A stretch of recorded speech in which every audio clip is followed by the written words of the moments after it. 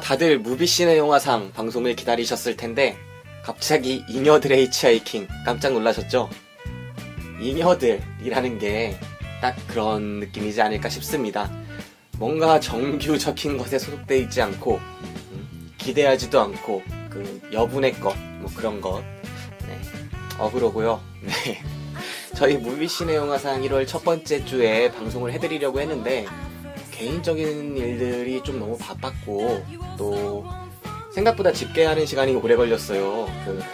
그렇더라고요. 좀 시간이 방송 한두 개 정도 녹음할 시간이 걸려서 약간 늦어지게 됐습니다. 지금은 집계가 다 끝난 상황이긴 하지만 방송을 편집하고 여러 다른 기사들의 목소리를 담는 과정에서 조금 차질이 생겨서 한 주 정도 늦춰지게 됐습니다. 그래봐야 3, 4일 뒤면 이 방송이 나간 후로 3, 4일 뒤면 들으실 수 있을 것 같습니다. 만나영, 만약 나에게 영화 팟캐스트가 있다면 17번째 방송이 되겠네요. 잉여들의 히치하이킹. 제 기사가 새로운 목소리를 가진 여러 다양한 새로운 목소리와 생각을 가진 여러 다양한 기사들과 함께 녹음을 했다고 하니까요. 즐겁게 들어주시고요. 그리고 며칠 앞으로 다가온 무비씬의 영화상도 관심 가져주셨으면 좋겠습니다. 그럼 새해 복 많이 받으시고 다음 방송은 반드시 무비씬의 영화상으로 찾아뵙도록 하겠습니다. 그리고 소모임 무비씬의 영화방도 잊지 말고 관심 가져주세요. 그럼 지금 바로 만나영 방송을 시작하겠습니다. 감사합니다.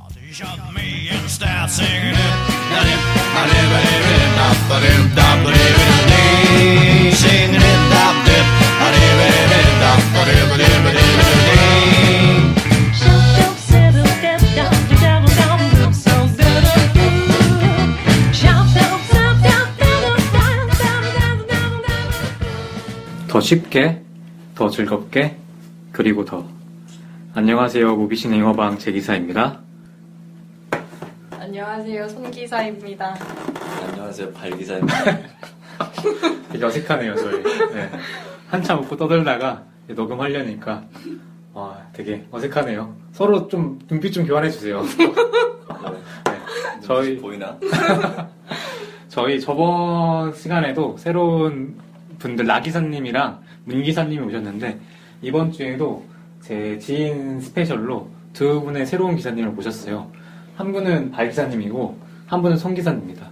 네. 한 분씩 이제 자기가 이게 되게 장명하는데 오래 걸렸는데 자기 이름에 담긴 의미랑 좀 자기소개 좀 부탁드릴게요. 발기사님부터? 전 손발이기 때문에 손을 먼저 해야 될 것 같은데. 손기사님부터?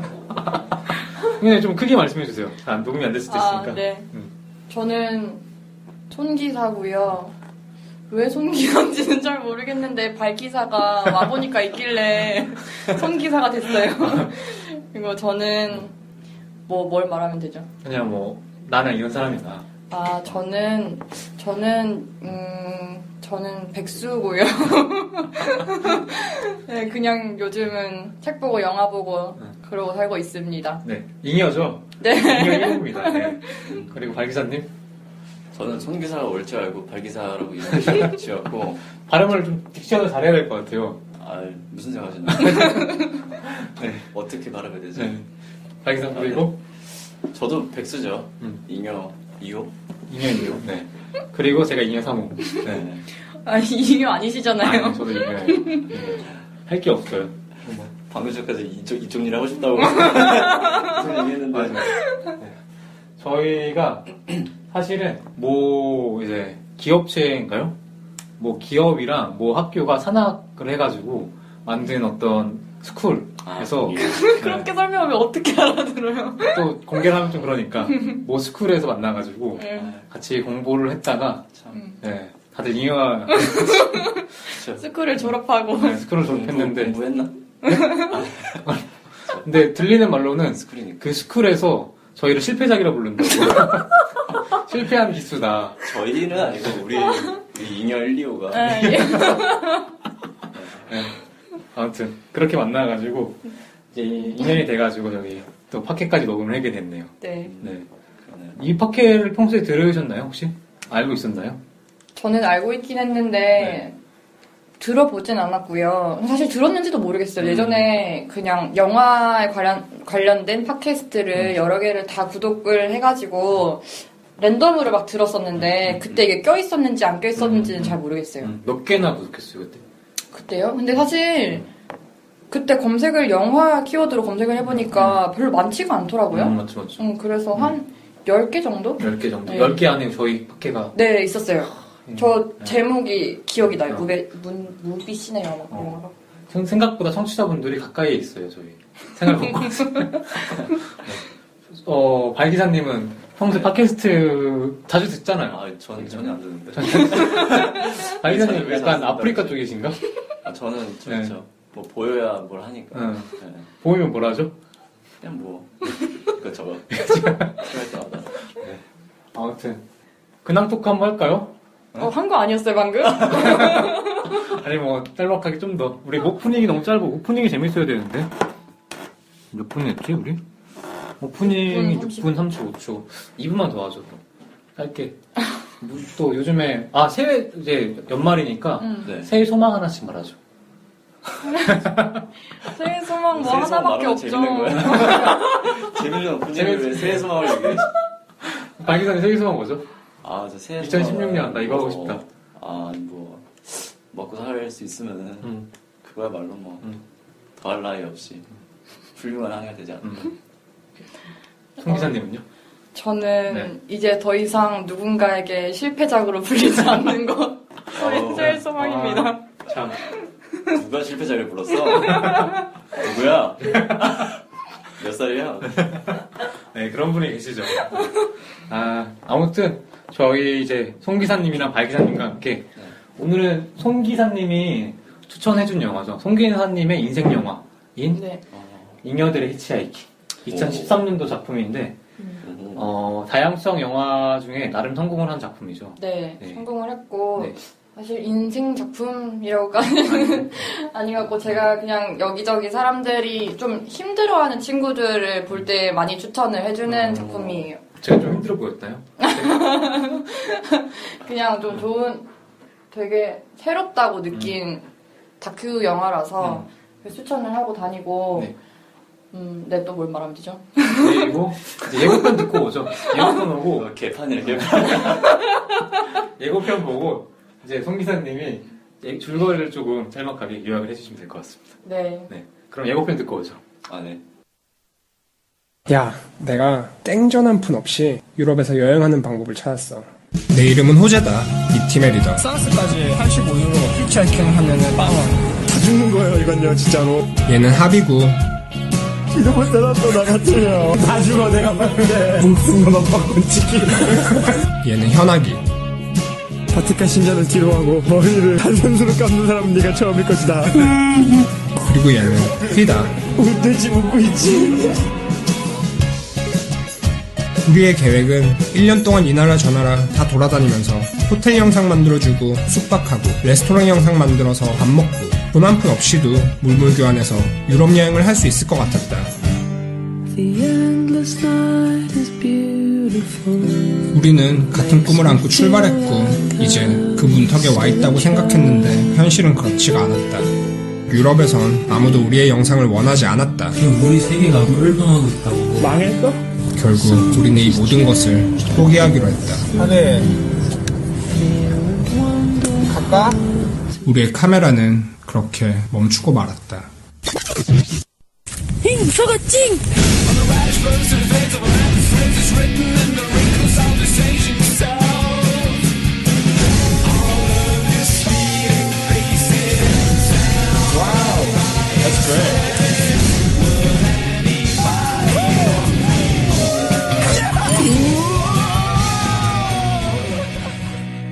다큐 만들어서 뭐 개봉이나 할 수 있을 것 같아? 안 돼. 네, 예고편 듣고 왔는데요. 아, 예. 예, 예고편 어떠셨어요? 대단한데? 역시 예고편도 재밌어가지고, 네. 네. 그러면은 이게 이 영화를 이제 안 보신 청취자분들이 있을 수 있으니까 네. 송 기사님이 짤막하게 영화 줄거리를. 네. 네. 잉여들의 히치하이킹은, 청춘 영화? 그냥 되게 사람들이 청춘이라고 할 때 딱 떠올리는 바로 그 이미지를 그대로 품고 있는 그런 영화 같다고 생각을 했어요, 저는. 근데 요즘 말이 많잖아요. 청춘이라는 단어 자체에 대해서 청춘들이 되게 염증을 느끼고 있는데 그런 생각을 다 버리고 그냥 봤을 때 저는 좀 새로운 스스로에게 좀 활력을 불어넣을 수 있는 영화라고 생각을 했고요. 내용은 어떤 거냐면 그 주인공들이 잉여들이에요. 진짜 잉여들. 다큐멘터리 영화인데 영화과에 다니는 4명의 잉여들이 왜 잉여라고 불리냐면 영화과에서 이 친구들이 교수님들도 별로 좋아하지 않고 그러니까 저희처럼 실패적으로 불리는 사람들인데요. 그걸 발견했다 내가 진짜 보면서 각자 따로따로 이제 과에 잘 적응을 하지 못하고 그래서 딱히 영화를 엄청 잘 만드는 것도 아니고 그래서 동아리방에 이렇게 한 명 한 명씩 매일 동아리방으로 출근하는 사람들 4명이 친해지게 됐어요. 그래서 그 4명이 같이 지내다가 맨날 누워서 지내고 하다가 한 명이 아이디어를 냈어요.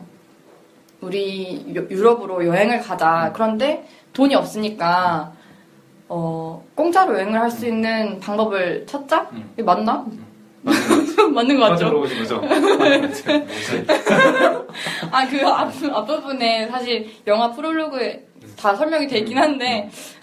맞죠. 4명이서 이제. 네, 그래서. 원래 그거죠. 자음악기 등록금은 벌려고 방학 때 알바하는데 그렇죠. 네. 등록금 벌 돈까지는 안 모이고 그럼 에라 모르겠다. 등록은 하지 말자. 그래서 남은 돈을 뭘 할까 하다가 여행을 가는 거죠. 네, 정확합니다. 그렇죠. 네. 그렇게 해서 이제 4명이 계획을 짜게 되거든요. 그런데 그 4명이 호재 씨랑 현학 씨랑 합이 이렇게. 네. 그런데 이 사람들이 계획을 짠 게 아무래도 영상을 전공을 했으니까 우리 특기는 영상이니까 이 영상을 가지고 돈을 벌 수 있는 방법을 찾아보자 해서 유럽으로 여행을 가서 거기 있는 한인민박들의 그 홍보 영상을 만들어주고 대신 그 대가로 숙식을 제공받자. 그렇게 유럽을 일주를 하고 마지막에는 영국으로 가서 우리가 제2의 비틀즈를 찾아서 뮤직비디오를 만드는 거를 목표로 하자. 그리고 이 모든 과정을 다큐멘터리를 찍어서 한국에서 개봉을 하자. 그래서 대박을 터뜨리자. 이게 이 프로젝트가 시작된 계기죠. 그러니까 아이디어죠. 그거를 이제 그렇게 실제로 하는 과정을 담은 다큐멘터리 영화인데요. 이게 재밌는 게 재밌는 게 기대된다. 예. 재밌는 거라고 하니까. 모든 계획이 다 생각대로 안 되잖아요. 사람들이 인생의 계획이 생각대로 되면 얼마나 편하겠어요. 근데 이제 이 잉여들도 갔는데 아무도 자신들의 영상을 원하지 않고 그래서 막 길바닥을 전전하고 돈이 없어서 히치하이킹을 하고 그래서 돈이 없어서 히치하이킹을 계속하는 그런 장면들이 많이 나와요. 그래서 영화의 제목이 잉여들의 히치하이킹입니다. 네. 뜻인가요? 네. 뭐가 재밌는 거죠? 약간 재밌는 게라고 해서. 그러니까 영화 제목이 재밌는 거죠. 재밌네. 아무튼. 근데 지금까지 줄거리를 설명했던 사람 중에서 제일 잘한 것 같아요. 진심이요? 네. 반어법 아니에요? 아니에요. 이 정도면 상급이에요. 괜찮았어요? 혹시 박 기사님은 송 기사님의 설명에 부연 설명할 거는? 부연 설명이라고 한다면은 그 한인 민박 집에서 그 홍보 영상 찍다가 그것만 딱 한 게 아니라 우리가 이제 한인만 뚫지 말고 이왕 도전할 거면은 외국인한테도 한번 좀 해보자. 해서 이제 영어를 잘하시나 봐요. 호재님이. 그래가지고 저분이 딱 이메일을 그 현지인들한테 보내서 그 현지인들한테도 오히려 피드백을 받고. 맞죠. 그런 과정이 신기했어요. 하나 틀린 게 있는데. 틀렸어요? 네, 틀렸어요. 손발이 안 맞는데요, 오늘? 뭐가 틀렸지? 한인민박만 만들지 말자고 한 게 아니라 한인민박이 아무도 원하지 않아서 그래서 어쩔 수 없이 현지 호스텔에 메일을 보내서 한 거예요. 아, 그래요? 네네. 한인민박에서는 아무도 원하지 않았어요. 그런데 우연히 근데 내용 지금 설명해도 되나요? 네, 했어요. 근데 이렇게 어떤 한 군데 호스텔에서 연락이 와서 영상을 만들었는데 그게 너무 참신하고 재밌어서 대박을 터뜨린 거죠. 그래서 옐로우 호스텔이었죠. 예. 그래서 이제 그 호스텔이 화제가 돼서 이제 유럽의 전역에 뒤집어 놓는. 네.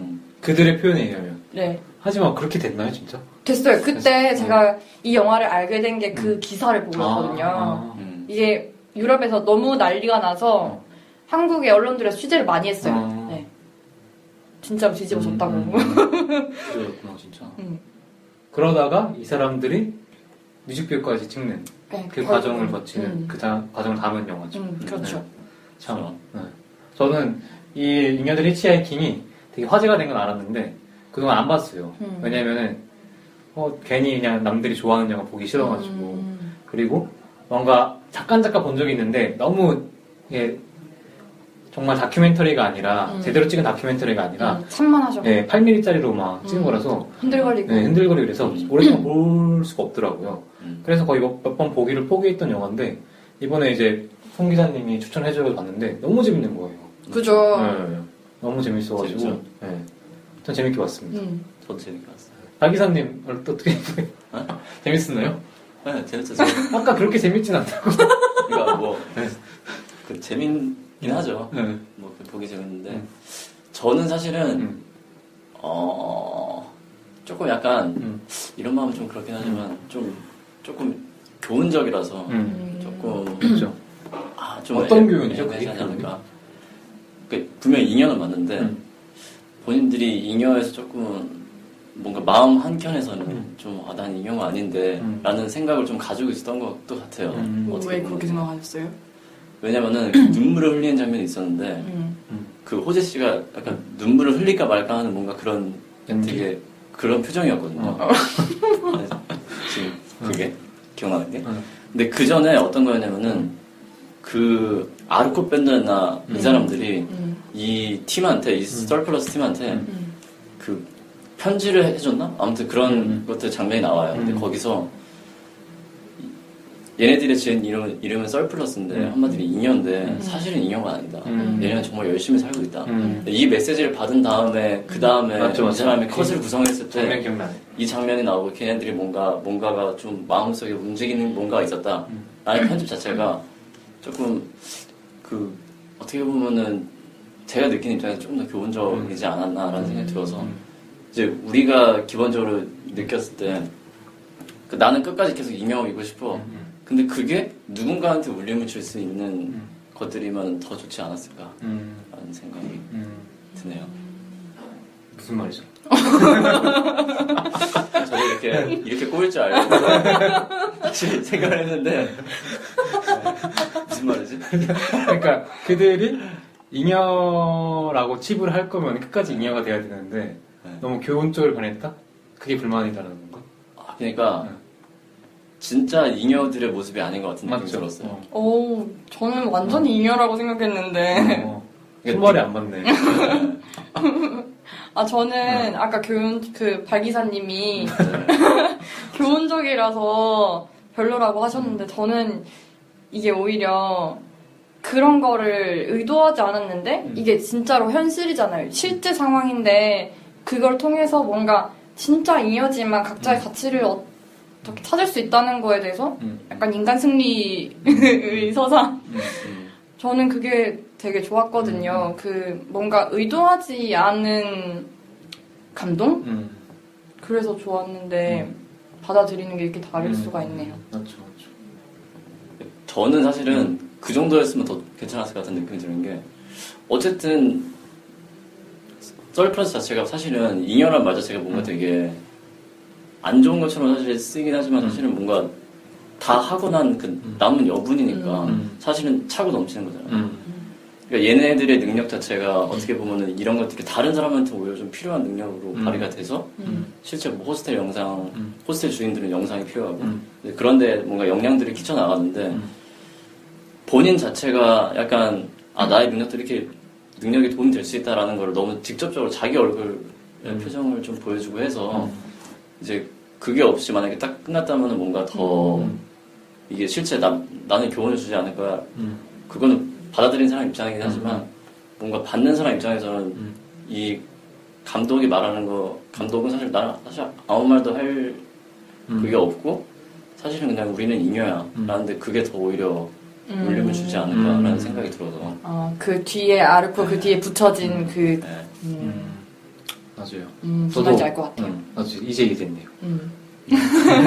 나도 근데 그런 말이죠. 발기사님이랑 좀 동감하는 게, 그러니까 저도 처음엔 되게 재밌었는데, 왜냐면은 어디까지 재밌었냐면은 이들이 이제 계속 히치하이킹을 해서 무대뽀로 잉여처럼 막 파리에서 니스까지 가고, 뭐 로마에서 라치오까지 가나? 뭐 이런 거 어디 맞나요? 라치오가 어디예요? 라치오 아닌가요? 라치오 아닌 것 같은데. 라치오 어디예요? 그 이탈리아 도시 아닌가요? 아무튼 이탈리아에서도 되게 장거리를 진짜 무일푼으로 그냥 히치하이킹하고 이런 게 재밌었고, 근데 그런 사람들이 이제 그러니까 내가 노력을 해서가 아니라 우연치 않게 얻어 걸려가지고 숙박을 해결하고 호스트 영상을 찍어주고 이런까지는 좋았는데 마지막에 이제 아르코 특히 문제의 그 장면, 이제 아르코가 편지를 써주죠. 되게 유명한 밴드인데 너네들은 잉여가 아니다.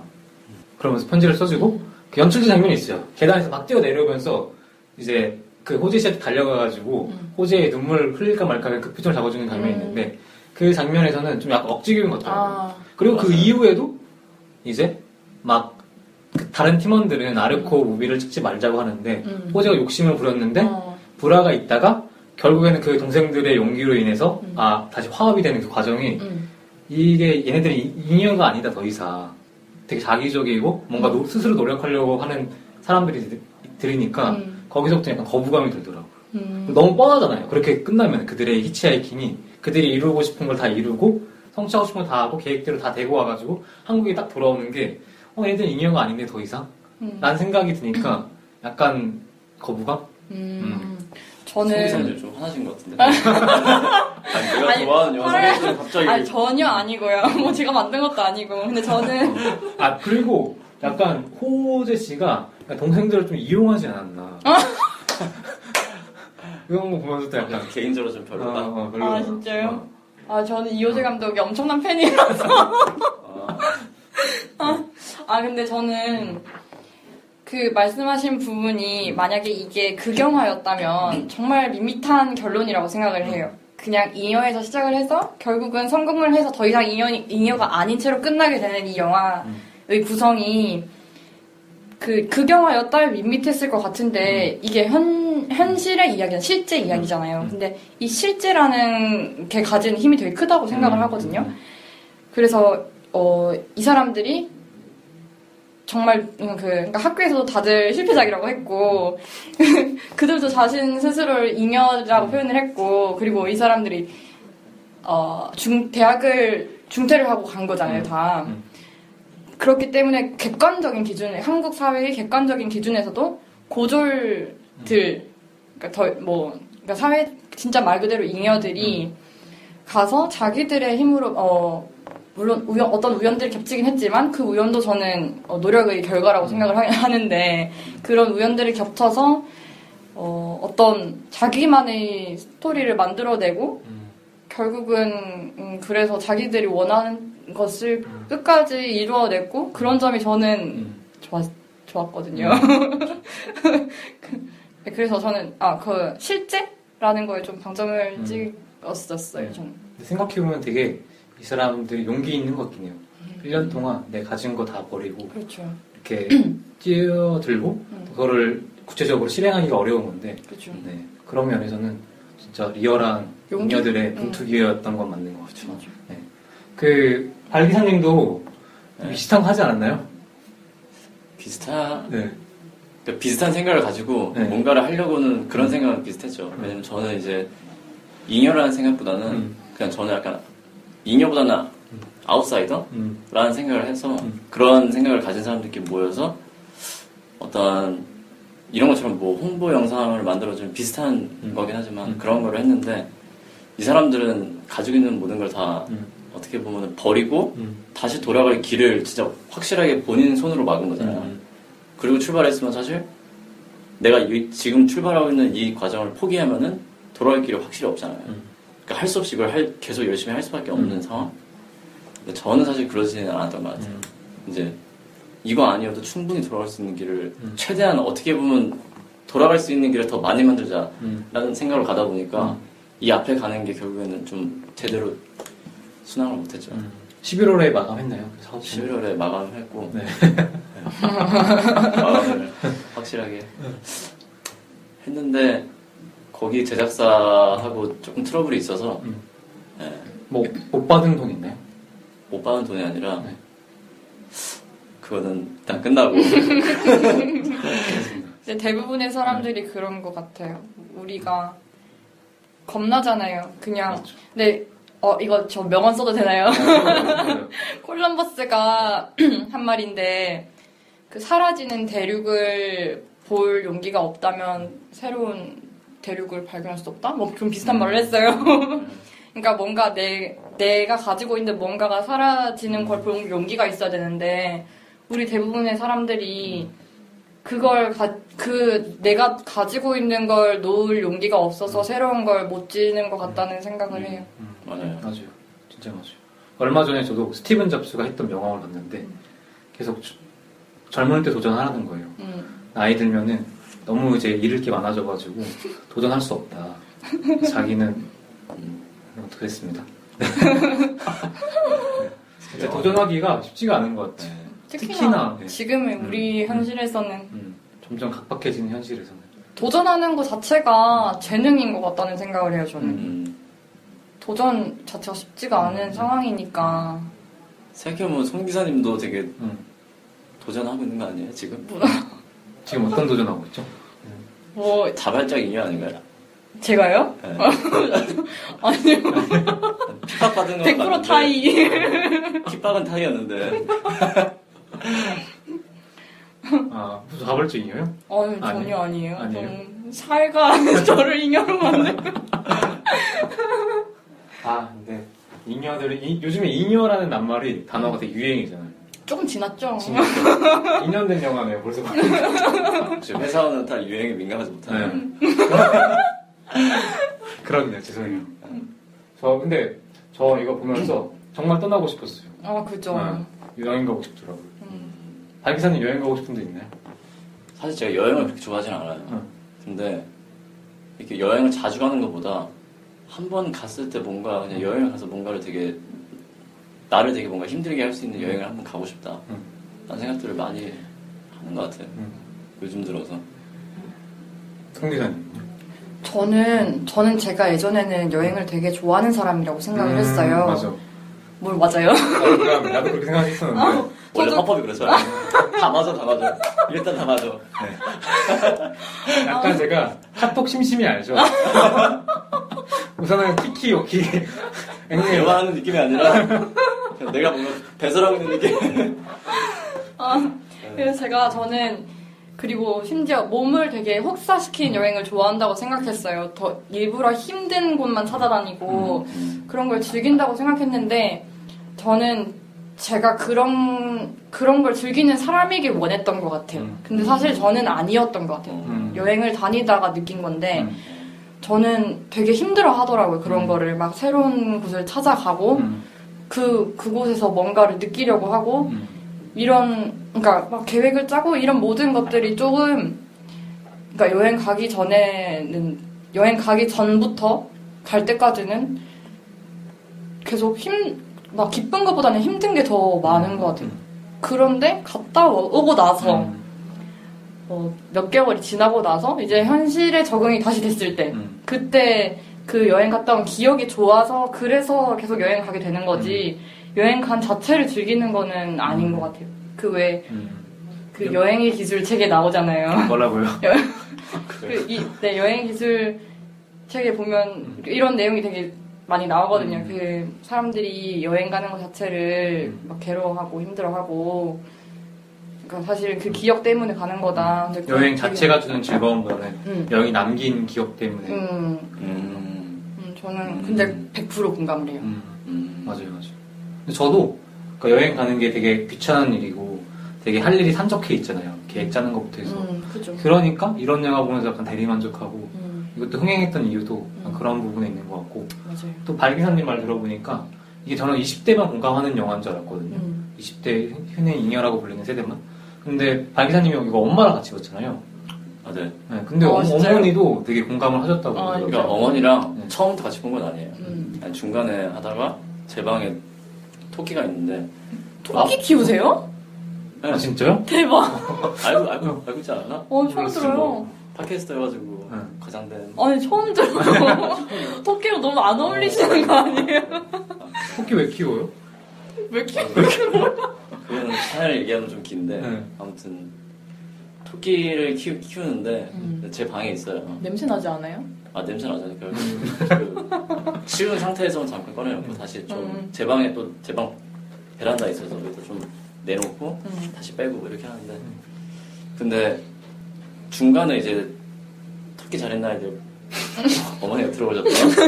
뭐 보냐 해서 뭐 보냐 하는데 제가 딱히 말을 안 했어요. 그냥 뭐 영화 봐요? 이렇게 하는데 혹시 안 나오시고 계속 가만히 있어요. 갑자기 아이고 근데 갑자기 앉으시더니 같이 보시는 거예요. 그거는 어머니가 약간 딴짓할까 걱정하시는 거 아닌가요? 다른 영화일까봐. 아이 몇 살인데 내가. 그럼 어머니랑 같이 한 방에서 발기사님 방이었어요? 네. 발기사님 방에서 영화를 보다. 되게 딱 끝나고 나서 이렇게 딱 한숨 쉬더니 뭔가 되게 젊다. 부럽다 약간 이런 말씀을 하시고 이제 그 저희 부모님 같은 경우도 되게 모험을 하는 걸 되게 좋아하시거든요. 근데 현실에서는 내가 모험을 할 수 있는 용기가 없다는 걸 확실하게 인정을 하시고 계신 분들이에요. 그러니까 내가 현실에서는 그렇게 못하는데 뭔가 꿈을 꾼다든지 아니면은 가상 세계에서라도 내가 저런 걸 좀 떠나는 걸 좋아한다 하고 싶다 해가지고 이제 보통 이제 여행 가는 프로나 그 JTBC의 내 친구의 집은 어딘가 나 뭐 KBS 1박 2일 뭐 이런 류 아니면 정글의 법칙 이 세계 되게 좋아하시거든요. 딱이시네. 네. 그래가지고 이거 보시다가 갑자기 막 좀 신이 나셨는데 갑자기 아버지한테도 가가지고 야 이거 보니까 뭐 젊은 애들이 뭐 이랬더라 그런 얘기들 열심히 하시더라고요. 맞아. 저도 엄마한테 이거 추천해서 보여드리고 저희 언니한테 추천을 했는데 저희 언니가 이 영화를 너무 좋아해서 이거를 3번을 보고 저도 3번 봤는데 저희 언니도 3번을 보고 여기 마지막에 그 이호재 감독이 세븐 스프링스 맞나? 지명? 맞아요. 이거 맞는 것 같아요. 직접 이름이잖아요. 맞나? 세븐 스프링스 가잖아요. 저희 언니가 거기로 여행을 갔어요. 이 영화 때문에. 그 정도로 되게 혼자서? 네, 혼자서. 근데 사실 그 방금 저기 발기자님 어머니가 그렇게 막 좋은 영화라고 말씀하셨다고 죄송한 했는데 장면인 것 같은데 그 다 보고 나서 뭐 열심히 살아야지 이런 생각을 들게 하는 콘텐츠들이 다들 있지 않나요? 저는 그렇거든요. 저는 그 내용과 상관없이 그냥 어떤 연극이나 뮤지컬이나 영화를 보고 나면은 그냥 난데없이 나도 열심히 살고 싶다, 열심히 살아야지 그런 걸 생각을 하게 하는 영화나 작품들이 있거든요. 빌리 엘리어트 뮤지컬 보고 나서 그랬고 또 몇 개 있는데 저는 이 영화가 그 중에 하나였어요. 좀 사람들한테 저는 그게 그 영화나 작품이 가지고 있는 에너지 그 안에 들인 에너지가 더 그 뭉쳐진 게 클수록 저를 그렇게 느끼게 한다고 생각을 하는데 저한테는 이 영화가 그런 영화였어요. 저도 완전 공감해요. 보자마자 움직이고 싶더라고. 뭐 하고 싶고. 맞아요. 얘네들도 하는데. 라는 생각이 들더라고요. 그쵸. 흔히 말하는 그 피가 돌게 하는 좀 그런 것 같아요. 혈액순환도 잘 되고. 이호재 씨가 지금 사업을 하고 계시더라고요. 네. 어떤 사업이죠? 서플러스 X. 이호재 씨인가요? 이호재 씨 거의 대변이죠. 제가 너무 좋아해서 이분들이 갔다 와서 그 영상을 제작하는 사업체를 만들어서 사업을 하고 계세요. 서플러스 X라는 모임? 다 같이 하는 거예요? 네, 다 같이 하는 거고 여기에 몇 명이 더 합해져서 원래는 이 내부는 서플러스고 거기 몇 분이 더 더해져서 서플러스 X가 됐어요. 근데 이분들이 영상을 만드시는데 처음에 그러니까 그 과정을 전 다 지켜봤거든요. 그런데 하나씩 되게 괜찮은 퀄리티 작품을 뽑아내시다가 점점 커져서 지금 되게 뭐 기업 브랜드 영상이나 뮤직비디오 이번에 루시드 폴 뮤직비디오도 만드셨더라고요.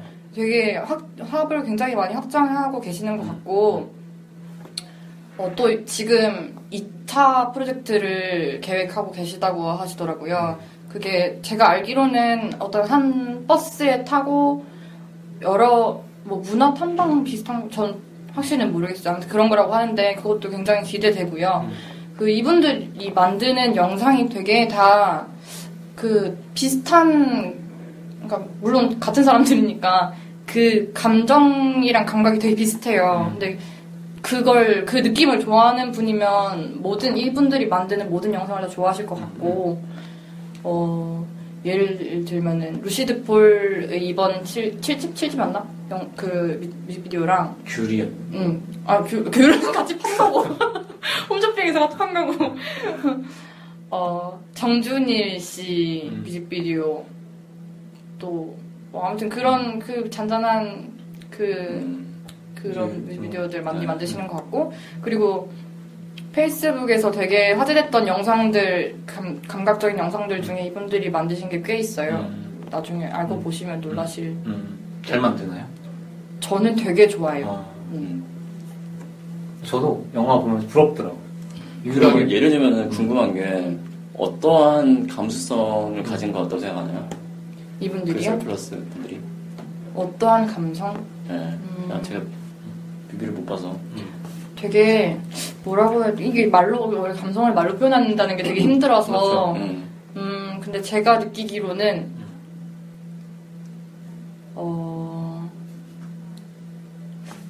뭐라고 해야 돼요 이거를? 제가 찾아볼게요. 네. 저도 보니까 이 4명이 너무 부러웠어요.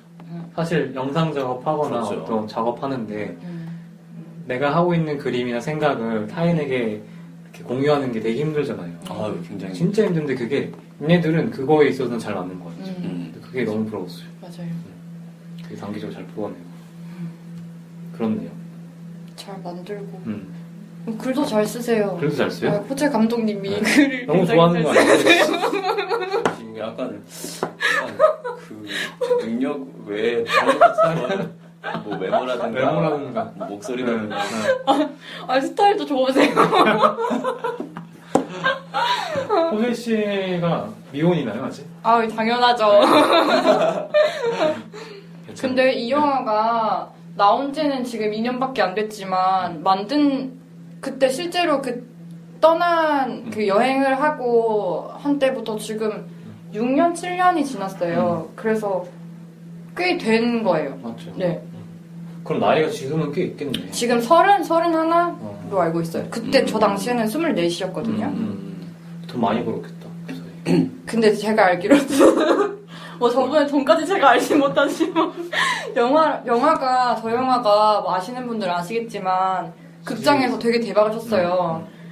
그래서 모르겠어요. 다큐멘터리라서 아무래도 별로 그렇게 많이 벌진 않으셨겠지만 어쨌든 그렇게 대박을 쳤으니까 수입이 꽤 있었겠죠? 그런데 그 수입을 다 서플래시 X 만드는 데 장비로 다 사셨다고 하시는 걸 들었어요. 되게 야망이 있는 친구네. 친구 아니에요.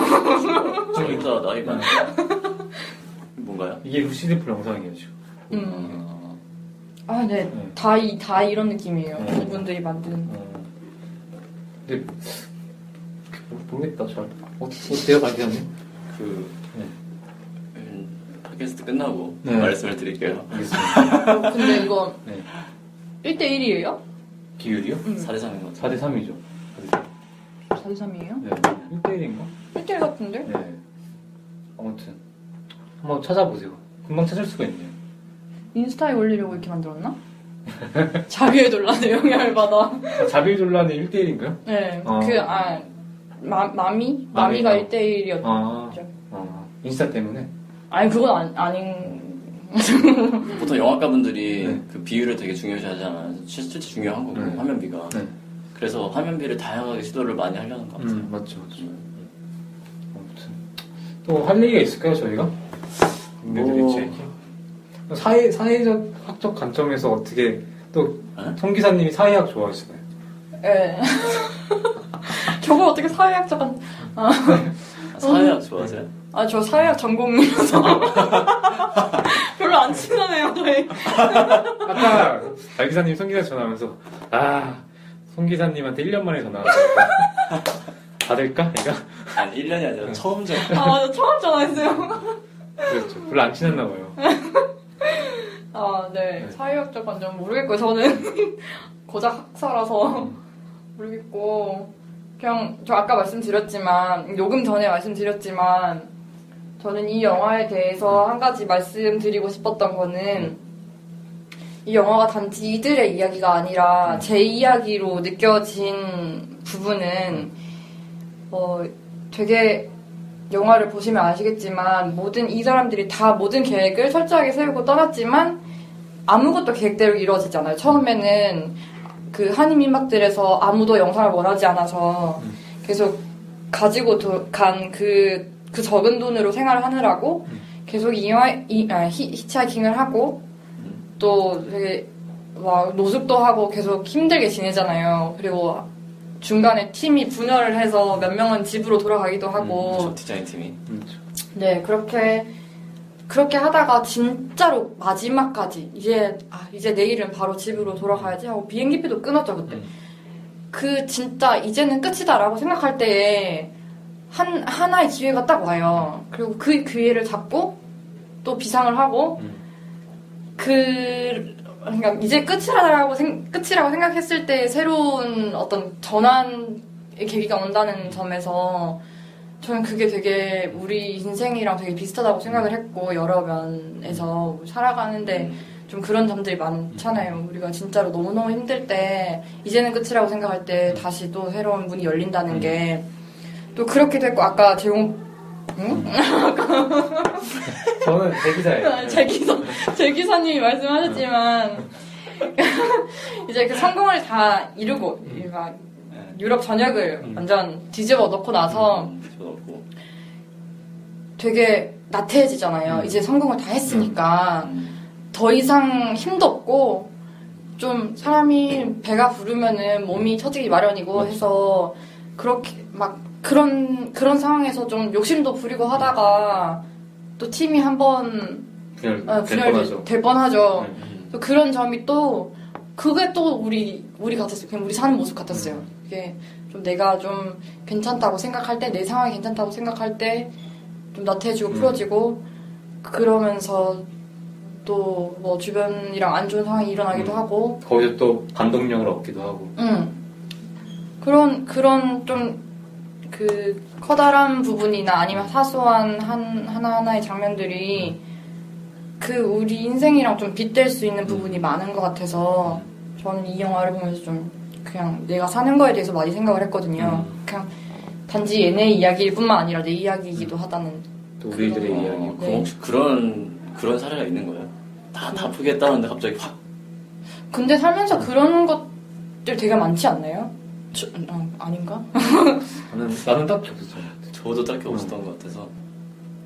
그래요? 아니, 궁금해서. 근데 뭐 저도 이렇게 물어봐요. 막 커다란 거에서는 막 생각나는 건 없는데 좀 평소에 좀 살면서 그런 거 되게 많이 느꼈던 것 같아요. 이게 이제 나는 그러니까 마음을 놓으면 갑자기. 진짜 내가 뭔가를 최선을 다했을 때 계속 안 되다가. 내 최선을 안 다. 그럴 수도 있겠네. 왜 그래서 그런가? 이제 진짜 이것까지만 하고 이제 난 진짜 끝이다라고 생각했을 때 다시 또 내가 그냥 쓰러지지 않도록 해주는 뭔가가 늘 있었던 것 같아요. 저는. 궁금하다. 이게 우리 중에 나이는 제일 어리지만 인생 풍파로 따지면은 저 그렇진 않은데. 박인사님은 또 영화를 보면서 인상 깊었던 장면이라든지 혹은 아니 저는 이제 그런 것들이 되게 그 생각을 하면서 되게 재밌는 부분이었다고 생각을 한 게 그냥 어쨌든 간에 굳이 사실은 그 걸어갈 필요 없는 것도 한번 걸어가 보기도 하고 그 다음에 그 아르코의 뮤직비디오 찍어줄 때 사실상 마지막에 거의 뭐 그 그 다른 팀원들이 원하지 않는데도 불구하고 이제 어쨌든 이왕 유럽에 왔고 우리는 원래 처음에 출발할 때 이런 계획이 있지도 않았고 하지만 몰래 혼자서 본인이 혹시나 만난다는 이런 생각을 가지고 또 갔던 거 아니에요. 근데 저는 사실은 되게 이게 뭔가 영화적인 것 같고 갔다는 그 장면이 하나 있었는데 그 마지막에 혼자서 이제 거기 뭔가 절벽 같은 데로 가잖아요. 끝으로. 거기가 세븐스피스. 맞아요. 네. 그쪽으로 떠났는데 거기 혼자 있다가 갑자기 그 친구들이 같이 온 거잖아요. 근데 저는 이제 그게 뭐 손발이 좀 오그라드는 걸 다 떠나서 그냥 이 장면 자체가 되게 뭔가 감동적인 순간이었다고 생각을 해요. 그러니까 기억에 남는 거는 그 앞에 힘든 것들도 있었지만 그 마지막에 딱 이렇게 친구들끼리 모여서 그 뭔가 화합될 수 있는 걸 보여줬다는 게 그리고 또 사실은 그게 진실일지 아닐지 모르지만 사실 이 호재 씨가 어디에 자고 있는지 이 넓은 땅에서 어디에 자고 있는지를 모르는데 네. 전혀 통신기가 없죠. 그러니까요. 그렇죠. 거기서 이 사람을 찾았다는 것 자체도 저는 그게 1년간의 서로에 대해서 더 확실하게 알게 될 점점 가까워지는 계기가 됐다는 생각이 들었어요. 이게 우리가 일반 사회에서 이렇게 그냥 같은 학과 같은 이런 학생으로서 지내면서 아는 거로는 사실 거의 알 수가 없는 상황인데 그러니까 그런 만남들이 주는 것들이 괜찮았던 것 같아요. 앞부분에서도 굳이 팀을 나눠서 다시 만나겠구나 한다든지 그러니까 이런 것들은 되게 호재 씨가 그냥 걸어갔다 우리 다 같이 걸어갔다 그 찾았다 이렇게 하면 밋밋해질까봐 과연 일부러 과연 만날까? 우리가 과연 만났을까? 어쨌든 감독이니까 이런 포인트들을 생각하고 갔을 거 아니에요. 그래서 전 그런 점들은 되게 좋았던 것 같아요. 저도 이게 이 영화에서 부러운 거 진짜 너무너무 부러운 거 두 가지가 있었는데 하나는 그러니까 뭔가 하나의 이렇게까지 인생의 어떤 포인트에서 이렇게까지 막 고생을 하고 노력을 하면서 뭔가 어떤 목표를 향해서 그 모험한다는 거 이거 하나가 부러웠고 또 하나는 그 과정에서 그 우리가 흔히 경험할 수 없는 관계잖아요. 그런 끈끈한 관계는 그런 관계를 얻은 거 이 두 개가 가장 부러웠어요. 맞아요. 맞네요. 호재 씨의 욕심이라고 해야 되나? 근데 그게 또 연출자로 보면 필요한 자세인 것 같기도 하고. 근데 그런 생각도 했을 것 같아요. 이 동생들이 사실 되게 뭐가 안 입고 생각하고 좀 그랬잖아요. 그러니까 이거 아무리 그래도 우리 같이 프로젝트를 하는 건데 자기 혼자만의 욕심을 위해서 간다는 거 너무 우리한테 좀 배려를 안 하는 거 아니냐? 라고 하면서도 한편으로는 야 생각해보면 우리들도 각자가 정말 원하는 정말 하고 싶은 거 좀 인생에 살면서 하고 싶은 거 하나씩은 있을 텐데 이 사람은 이때 아니면 할 수가 없는 상황인데 당연히 눈앞에 놓여있는 상황인데 사실 우리가 안 간다고 하는 것도 우리조차고 안 가는 거기도 하니까 그럼 이왕이면 우리 같이 했는데 앞으로도 같이 또 만나고 살아갈 사람들인데 언젠간 내가 또 하고 싶은 게 이 사람들도 필요하지 않을까 라는 생각을 했을 것 같고 저도 아르코를 되게 좋아해서. 아 진짜요? 네. 취향도 맞아요, 호재 씨랑? 완전 맞아요. 아 그래서 그것도 부러웠어요. 근데 이 영화에 대해서 한 가지 더 말할 거리가 있다면 그 MBC에서 이교들의 지하킹 했었잖아요. 맞죠. 보셨어요? 저는 노홍철 그러니까 잠깐 봤어요. 진짜 풀로.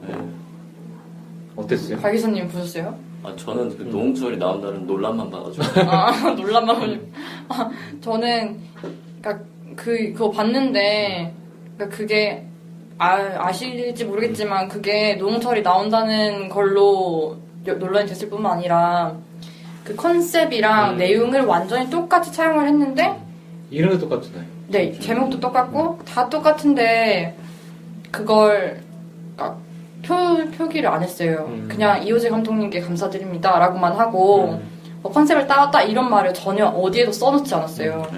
근데 그것 때문에 그 이호재 감독이 그 유감을 표시했었거든요.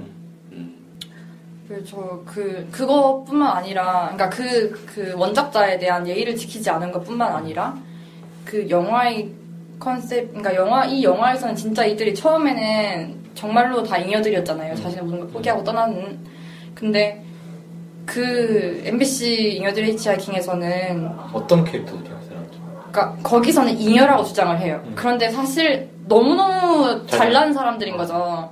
그러니까 노홍철도 사실 요즘 힘들지만 대한민국 사람이라면 누구나 아는 개그맨이고 뭐 다른 한 명은 서울대 경제학과 학생. 그런데 아직 취직이 안 된? 근데 심지어 어려요. 어렸는데 23살 봐. 24인가 5인가 그런데 아무튼 취직이 안 돼서 힘들어 한다는. 그리고 다른 한 명은 그 아트스타 코리아라는 프로그램에서 나왔던 예술가 현대 예술가인데 그분도 되게 요즘 잘 나간 예술가예요. 그분 또 다른 한 명은 누가 봐도 멋있는 모델. 또 다른 한 명 아무튼 그렇게 되게 훈남들이구나. 누가 봐도 잘난 사람들이 자기들이 잉여들이라고 스스로를 칭하면서 사서 고생을 하는 컨셉이었어요. 근데 공감이 안 되는 거죠. 이거는 누가 봐도, 이 영화는 누가 봐도 공감이 되지만, 그 영화는, 아니, 그 영화가 아니라 그 프로그램은 좀, 무리, 너무 제가. 아니. 나 방금 그 생각이 났어. 현악 씨 아시죠? 거기서 나오고. 네. 현악 씨의 얼굴이 아니었다면은, 이 영화 공감이 안 될 수 있었어. 현악 씨는 피씨나. 아무튼. 너무 좋았어요. 아무튼. 그래서 그것 때문에 그냥 좀 보면서 저는 그 프로그램 되게 기대를 많이 했거든요. 제가 좋아하는 영화를 같은 컨셉으로 만든다는 거에 대해서. 그런데 실망을 굉장히 많이 했어요. 보지도 않았는데. 안 봤는데. 네. 말 들어보니까 딱 느낌이 온다.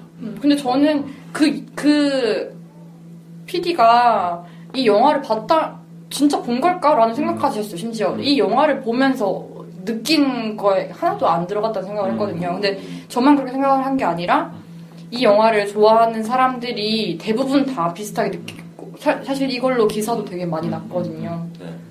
잉여들이 아닌데 잉여들인 척하면서 네, 그랬습니다. 근데 우리가 되게 그런 심리가 있나 봐요.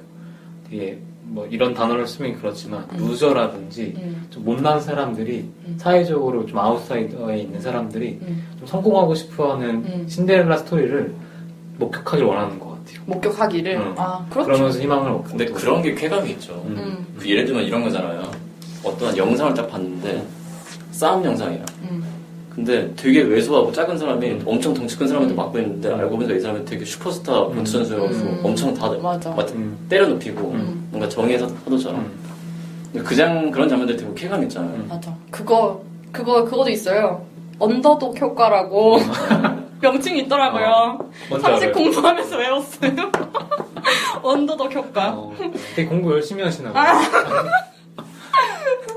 토익 시험도 보고. 바쁘시네요. 오늘 토익도 보시고 취재도 하시고 별짓 다 했나. 오늘 너무 힘든 날이에요. 인연 아닌가? 이게 아니네요. 네, 보면은 이 다큐가 코드가 좀 성공할 만한 코드가 많네요. 일탈에 대한 여행 코드도 있고 그런 신데렐라 스토리도 있고. 맞아요. 네. 근데 그런 스토리가 그러니까 그런 실화 뭔가 원래 아무것도 아니었던 사람이 진짜로 뭐 어떤 거대한 일을 성취했다는 스토리, 실제 스토리가 성공하지 않기는 진짜 힘든 것 같아요. 한국 사회에서. 다 원하는 거고, 현실에서 우리가 하기 힘든 거니까. 갑자기 그게 생각나네요. 어떤 거요? 며칠 전에 돌아가신, 스스로 목숨을 끊으신, 서울대. 네. 저 처음 들어보는 얘기예요. 바쁘신 거 역시 이 영화 아니시라서. 그러니까 그분의 유서를 봤는데 그분이 SNS에 유서를 남기고 스스로 이렇게 하셨어요. 그렇죠. 근데 그분이 심리치료 받으셨나요? 그건 모르겠어요. 근데 그분이 하신 말씀이 그냥 요즘 우리가 느끼는 거 헬조선이라고 말하면서 우리가 평소에 그냥 흔히 하는 말들 그러니까 우리 노력으로 달라지는 건 없고 태어날 때부터 다 정해져 있는 그런 사회니까 그런 스토리들이 먹히는 것 같아요. 맞아요. 내가 아닌 다른 누구를 통해서라도 어떤 희망을 발견하고 싶어서. 맞아요. 근데 나이가 들어가면 들어갈수록 어른들의 세계가 되게 무섭고 우리가 어렸을 땐 되게 도전, 혁명 이런 거 꿈꾸잖아요. 변화 이런 거. 근데 그게 그렇죠. 쉽지가 않더라고요. 그렇죠. 정말 기성세대의 맞아요. 그런 게 우리는 되게 미약한 존재인 것 같기도 하고. 맞아요. 근데 이 사람들은 참 부럽네요. 네. 더 하실 말씀 계신가요 혹시? 성 기사님, 박 기사님? 이 영화랑 관계가 없는 얘기인데 아까 전에 그 분 말씀을 하셔가지고 네. 뭐 사실 그분이 세상을 뜬 곳이 저희 집에서 별로 안 먼 곳이기도 하고 정말요? 네. 신림 쪽이었나요? 뭐. 네. 그렇기도 하고 근데 저는 안타까웠던 게 전 그때까지도 깨어있긴 했었거든요. 그리고 그 다음날 아침에 어떻게 뉴스가 보도될까를 좀 궁금했어요. 미리 그 사실을 알고 있었죠. 네. 근데 좀 궁금했어요. 어떻게 보도될까. 근데 딱 그날 못 일어나서 아침 보도는 못 봤지만 이제 부모님이 항상 이제 아침에 어떤 뉴스를 접하시면은 특히나 이제 뭔가가 저랑 뭔가 대화를 할 수 있을 만한 소재다 싶으면 이제 저녁을 같이 먹을 때 얘기를 꺼내시거든요. 그래서 그 얘기를 하기 전에 그래서 이제 미리 봤어요. 아침 뉴스가 어떻게 보도되는지들을 봤는데 아니나 다를까 역시 이렇게 하더라고요. 예를 들면 그 사람이 뛰어다니는 사람이 그러면 금수전이 아니냐. 근데 저는 이거에 대한 게 어떻게 받아들였냐면은 그 사람이 실제 금수저일 수도 있어요. 우리가 느끼기에 금수저일 수도 있고 근데 금수저와 흑수저에 대한 논란을 얘기하지 말라는 법도 없잖아요. 그런 게 아니라 기본적으로 우리 사회 구조 자체가 흑수저가 더 이상 금수저까지는 아니어도 그 밑에 있는 수저까지도 과연 올라갈 수 있냐 그런 기회가 조금 모든 계급에 좀 공통되게 주어지냐. 그러니까 모든 계급을 타파하고 일렬로 세우자라는 말이 아니라 그냥 어떻게 사다리가 있어야 된다는. 네, 기회 평등들을 얘기를 하잖아요. 근데 이제 기본적으로 그 사람이 이렇게 떠났으면 물론 우울증을 겪어서 개인적인 문제여가지고 그 예를 들면 유서가 말이 안 될 수도 있는 거긴 한데 어쨌든 이런 거를 통해서 사람들이 말이 많이 나온 상태에서 그것 때문에 또 유서까지 쓰면서 죽고 이런 것들이 나오면은 최소한 그거에 대한 왜 이럴까에 대한 우리 사회의 문제점들을 그게 뭐 진보든 보수든 간에 논의를 해야 되는 얘기들이 나와야 될 것 같은데 그 개인적인 문제를 조금 치부하는 느낌들이 많이 들었어요. 근데 이런 뉴스를 만약에 부모님들이 접하시면은 어떤 반응이 나올까 하는데 역시나 비슷한 반응이 나오는 거예요. 유약하다 뭐 이런 식으로. 그쵸. 그리고 야 저거는 진짜 흑수저한테 너무 실례 아니냐. 금수저가 그런 말로 주면 실례 아니냐. 이런 식으로 받아들인다는 거는 그 뭐 서울대식이나 나왔는데 막 그러니까 그런 식으로 말씀. 우리는 뭐 힘들지 않아서 살고 있냐. 그러니까 이렇게 받아들이는 게 보통은 이제 개인 문제로 치부해보고 이 사람이 금수저냐 아니냐로 보도했을 경우에 그런 식으로 반응이 나올 수밖에 없잖아요. 그러면 그 다음에 논의로 진행될 수 없는 상황들이 많으니까 그냥 그게 아쉬웠던 게 갑자기 생각나서 네. 갑자기 무거워졌는데 그러면 이 무거운 분위기를 이행시로 좀 바꿔보죠. 이행시를 왜요 갑자기? 무슨 이행시? 잉여로 할까요? 흥사님 준비됐나요? 아니요 전혀요. 뭐 그냥 막 해볼게요. 잉어와 여자가 좋다. 뭐야? 뭐야? 변태스러웠던 거 아니에요? 아니 저는 못하겠어요. 한번 막 해봐요. 괜찮아요. 잉여들의 여자들. 뭐야? 넘어갈까요, 그럼? 그러면 아니 제 기사님이 해보세요. 저는 안 하죠. 잉. 아, 됐어 넘어가. 네, 넘어가죠. 그러면은 저희 이제 시간도 꽤 돼가지고 더 하고 싶은 말씀 있으세요? 혹시 못했다 이 얘기 하고 싶었는데. 집에 가면 생각날 것 같아요. 그러면 그때 녹음해서 보내주세요. 제가 붙여드릴게요. 그러면 저희 마지막으로 이 우비신의 영화방의 마지막 이제 단계가 있어요. 이 영화를 추천하는지 혹은 비추천하는지 혹은 보든지 말든지 보말이라고 해가지고 보든지 말든지 약간 평점 매기는 거죠. 그래서 청취자들에게 이 영화에 대해서 한번 평점을 한번 주세요. 우선 송 기사님. 네. 박 기사님부터? 정 기사님 먼저. 네. 저는 뭐 계속 말해서 이걸 말하는 게 별로 의미가 없을 것 같은데 저는 무조건 추천하고요. 네. 보는 사람들마다 느끼는 게 다른 영화일 것 같아요. 제가 예전에 잠시 잠시 어디서 일을 했던 적이 있는데요. 네. 어떤 사회적 기업에서 일을 했었는데 거기서 제가 아무튼 거기서 제가 이 영화를 여러 사람들과 그 회사의 그 회원들과 같이 봤었어요. 제가 추천을 해서 되게 많은 분들이 보셨는데 다들 보고 생각이 많아지셨다고 하더라고요.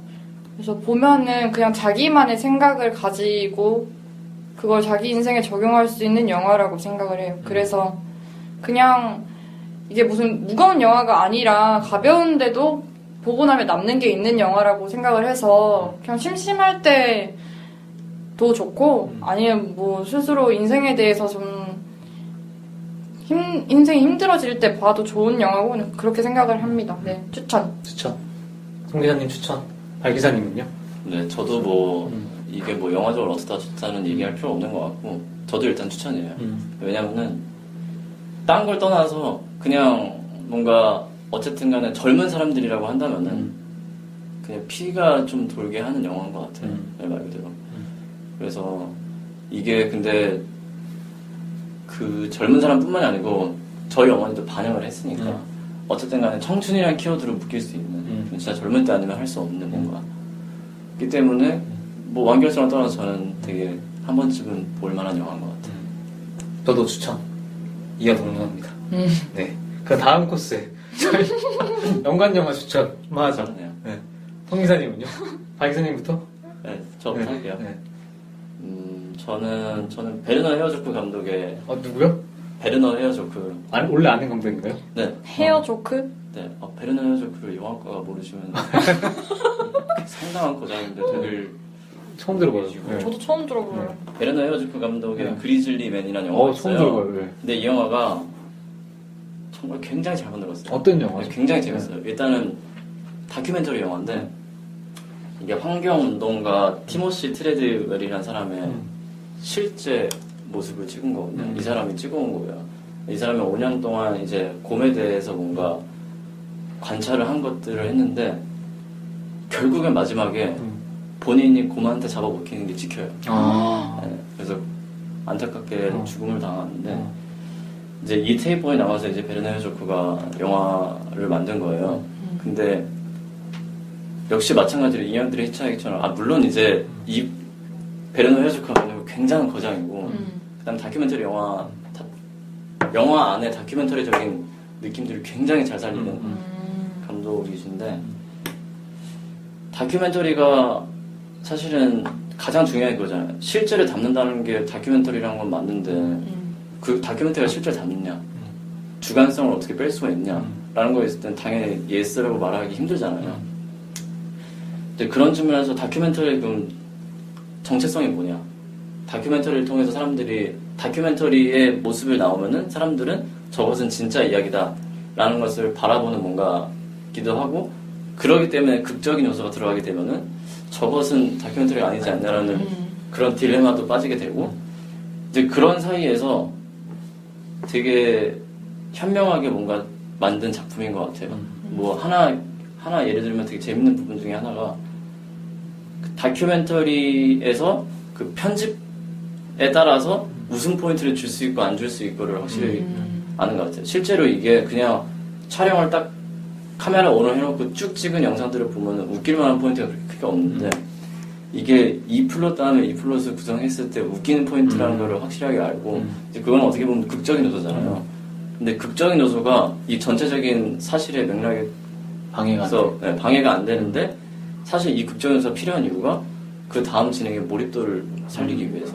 그러니까 베르너 헤어조크는 제 그냥 생각으로는 어떻게 이 다큐멘터리가 사실이냐 아니냐를 떠나서 다큐멘터리는 그냥 이 장르 자체는 사실을 다루는 장르라는 말이 아니라 사실처럼 보이게 하는 그냥 극적인 기법 중에 하나. 그래서 다큐멘터리에 대해서 되게 이때부터 되게 호기심이 많이 들었는데 책도 빌리고 아직 읽어보진 않았어요. 반납을 했나요? 책 빌려서? 반납했죠. 근데 좀 밀려서 연초를 내고 반납을 했어요. 한자도 못 읽었는데. 아무튼 그렇습니다. 한번 꼭 보시면 좋을 것 같습니다. 발 기사님은 베르노 헤어조크? 네, 베르노 헤어조크의 그리즐리맨? 네, 그 영화 추천드립니다. 송 기사님은요? 저는 이걸 본 영화가 아니라서 추천을 해도 될지 모르겠지만 같은 좀 비슷한 느낌의 영화라고 하니까 사실 이 영화밖에 생각이 안 나서 추천을 하는 건데요. 망원동 인공위성 보셨어요? 저 포스터 봤어요. 뭔지 알아요? 저는 그 크라우드 펀딩 받아가지고 그 영화 저 크라우드 펀딩을 받았나? 윤성호 감독이 찍은 거 아닐까? 모르겠어요. 그냥 크라우드 펀딩 제목이랑 내용은 아는데 쏘아올리려고 네, 인공위성 개인 프로젝트로. 네, 맞아요. 이 잉여들의 히치하이킹이랑 같은 느낌의 영화라고 생각한 게 그 스스로 잉여라고 생각하는 사람이 자신의 목표를 성취해가는 과정을 담았다는 점에서 비슷한 영화라고 생각을 했고요. 그 망원동 인공위성은 그 방금 말씀하신 대로 어떤 그 인공위성을 되게 좋아하는 어떤 한 잉여가 자기가 인공위성을 만들어서 하늘에 띄우겠다라는 걸 목표를 삼고 몇 년간 그걸 만들고 그 만드는 과정에서 필요한 돈을 막 모금을 하고 막 그런 과정을 다 담은 영화예요. 그런데 최종적으로 결국 쏘아 올렸다고 하더라고요. 그리고 그 만든 인공위성을 만드는 방법을 오픈소스로 공개를 했어요. 그 블로그에다가. 그래서 이제 누구나. 진짜 그 전시회도 봤었어요. 아, 진짜요? 오. 진짜 잉여네요. 그쵸. 그래서 아직 저도 보지는 못했는데, 비슷한 영화라고 생각을 해서. 알겠습니다. 송 기사님은 감독은 잘 좀 미확인 중이지만, 망원동 인공위성? 네. 그 영화 추천드립니다. 이거 되게 화제가 됐던 영화라고 알고 있어요. 마지막으로 저는 감독이 기억이 안 나는데 최근에 본 영화예요. 돌연변이라고 혹시 아시나요? 네. 그 물고기. 네. 그러니까 약간 이 영화랑 비슷한 지점이 있는 게 젊은 세대들은 잉여라고 부르잖아요. 근데 사실은 그들이 잉여라는 건 아니잖아요. 약간 타의적으로 잉여가 된 거잖아요. 그렇죠. 근데 그 타의적인 사회적 구조적 상황을 좀 되게 재미있게 그려내요. 좀 잉여들의 히치하이킹은 어떤 잉여들의 분투기를 그렸다면은 그 영화는 좀 잉여들을 만든 사회에 대한 특히 이제 거기서 이광수가 물고기를 변하는데 이제 어안 렌즈로 이제 그 사회를 보는 거죠. 근데 과연 그 렌즈가 그 물고기 변한 잉여가 어안 렌즈를 깼기 때문에 그 사회가 왜곡된 건가? 아니면 사실은 그 사람은 그대로인데 그 사회가 왜곡돼서 우리 사회가 왜곡된 건가? 약간 그런 생각이 드는 영화였어요. 근데 되게 신기한 거는 이 영화에서 잉여들은 결국에는 자기 목표나 그런 걸 이루어내잖아요. 근데 거기서 이광수에게 마지막에 물어봐요. 사실은 그 애가 다시 물고기에서 인간으로 변할 수 있는 약이 있던 거예요. 그래서 이거 먹고 이제 의사가 인간이 될래? 근데 이광수는 싫다 그래요. 나 이렇게 그냥 물고기로 사람들 눈 피해서 사는 게 잉여스럽게 사는 게 잉여란 좀 단어는 그렇지만 사회 속에서 어울려 사는 것보다는 이 상태로 사는 게 훨씬 편하다고. 근데 물고기 사회는 괜찮았나 보죠? 그런가 봐. 근데 되게 그게 와닿더라고요. 아무튼 그런 영화 있습니다. 추천드립니다. 되게 재밌어요. 네. 그래서 우리 발 기사님은 오늘 베르노 헤어쇼크? 베르노 헤어쇼크. 헤어쇼크. 그린이 치면? 그리즐리맨. 그리즐리맨. 그 다음에 성 기사님은? 망원동 인공위성. 저는 감독은 모르겠지만 돌연변이. 돌연변이. 자기가 추천해놓고. 인감인감합니다. 네. 마지막으로 나에게 잉여들의 히치하이킹은 무엇인가에 대해서 지금까지 한 거 아닐까? 요약 한 줄 요약 가능할까요? 나에게 잉여들의 히치하이킹이랑? 미리 말씀하시지. 그러면 다 질러보죠. 만약에 아까 박 기사님 말했는데 나에게 꼭 이루고 싶은 한 가지 있다면 그 이호재가 아르코의 뮤비를 찍는 것처럼 뭔가 내 인생에서 이것만 꼭 해보고 싶다 그런 게 있나요? 원래는 있었거든요. 뭔데요? 그냥 뭐 저도 저만의 그러니까 뭐 누가 알아줄지는 모르겠지만 저만의 제가 만족할 수 있는 뭔가를 남기고 세상에 남기고 죽고 싶다 이런 꿈이 있었는데 사실 지금 최근에 그러니까 이 영화랑 완전 반대되는 내용이긴 한데요. 최근에 집에 좀 안 좋은 일이 있었어요. 근데 그 일을 겪으면서 그냥 뭔가를 이루겠다는 게 아니라 그냥 지금 내가 가지고 있는 것들을 잃어버리지 않고 싶다. 그런 생각을 했어요. 그러니까 지금 꿈이 바뀌었어요. 하나하나 참 주옥 같은 말을 좀 좋은 일, 안 좋은 일 잘 해결되길 바라겠습니다. 감사합니다. 박 기자님은요? 네. 오히려 제가 꿈꾸는 거는 이제 그 송 기자님에 비하면 주옥 같은 말인데 전 주옥을 좀 빨리 한 말 같은 꿈일 수도 있어요. 근데 저는 주옥을 빨리 한 말? 무슨 말인가 했네. 무슨 말이에요? 주옥을 빨리 말해요. 무슨 말이지?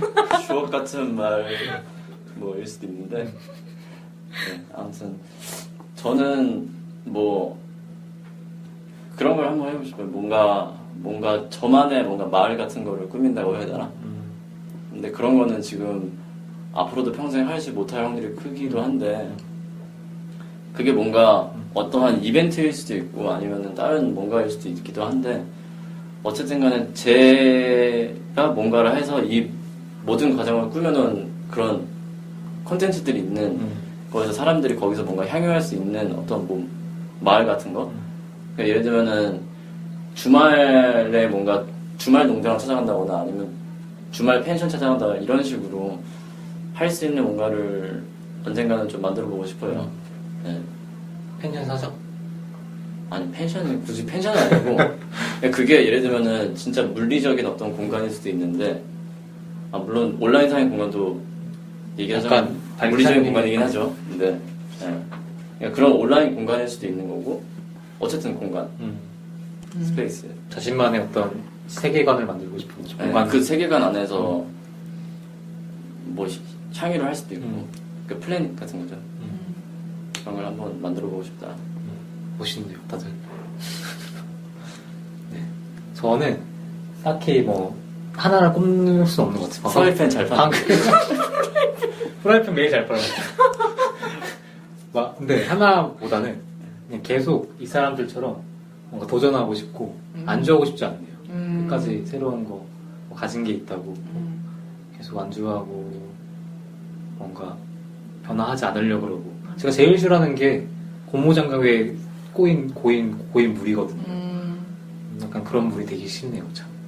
근데 그거 진짜 나이 들면 들수록 너무 힘든 것 같아요. 너무 힘들지만 계속 안주하지 않는 자기 채찍하면서 그렇게 살아야 되지 않을까. 근데 또 그런 생각도 해요. 제가 지금 아직 사회적인 당근이 주어지지 않았잖아요. 저한테는. 마약 같은 거, 월급 뭐 이런 거.